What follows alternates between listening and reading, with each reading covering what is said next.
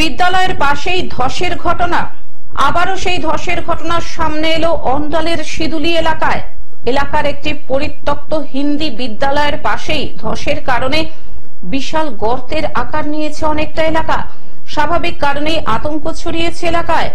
জামবাদ কচরা ইউনিটের কেকেএসসি শ্রমিক সংগঠনের সভাপতি অনুপ আচার্য জানান, এই এলাকায় বছর 15 আগে একবার ধসের ঘটনা ঘটেছিল।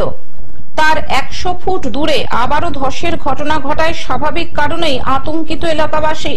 তিনি বলেন, ধস কবলিত স্থানটি ছিল একটি পরিত্যক্ত কয়লা খাদান, তাই বৃষ্টি হলেই ধসের ঘটনা সামনে আসে। বর্তমানে ধস কবলিত এই স্থানটি ফেন্সিং দিয়ে ঘিরে দেওয়ার ব্যবস্থা করা হচ্ছে এবং ধসের কারণে যে গর্তের সৃষ্টি হয়েছে সেই জায়গাটি বালি দিয়ে ভরাট করার ব্যবস্থা করা হচ্ছে।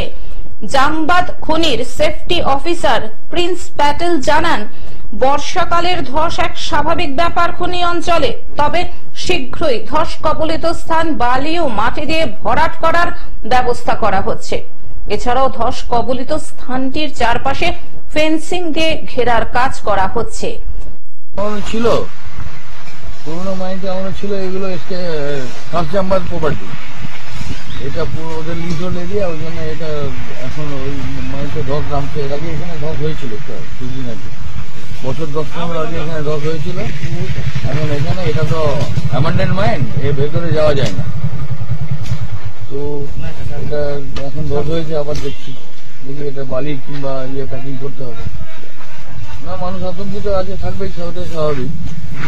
কিন্তু এটা তো আমাদের এটা দেখি আমরা প্ল্যান দেখে আমরা এটা নিয়ে ডিসকাস করে আমরা এটাকে আপাতত ফেন্সিং করে দিচ্ছি।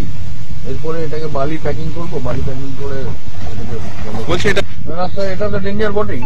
অন্ডাল থেকে সুকান্ত বাগদির রিপোর্ট, গ্লোব নিউজ। এখন থেকে গ্লোব টিভি দেখুন আপনার স্মার্টফোনেও। গুগল প্লে স্টোর অথবা অ্যাপল স্টোর থেকে ডাউনলোড করুন গ্লোব টিভি লাইভ অ্যাপ। এছাড়াও জিও টিভি অ্যাপ থেকেও দেখুন গ্লোব টিভি লাইভ।